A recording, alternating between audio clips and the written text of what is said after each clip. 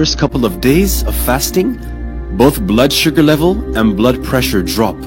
The body starts the cleansing process, and the first few days are the hardest as they are usually accompanied with headaches, dizziness, nausea, and intense hunger.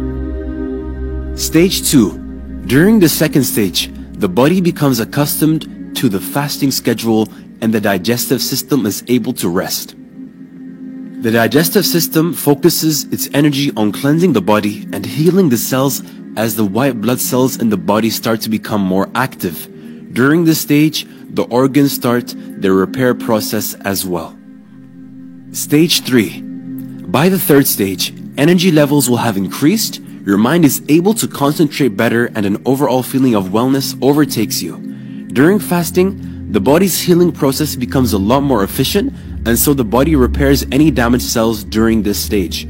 During this stage, the colon, liver, kidney, lungs, and skin are detoxing by eliminating toxins. Stage 4. During the last 10 days of fasting in Ramadan, the body has become accustomed to the fasting process. Your body becomes more energetic and you experience improved memory and concentration. At this stage, the organs are finishing up their healing process, and once all toxins are removed, the body is able to function at its maximum capacity.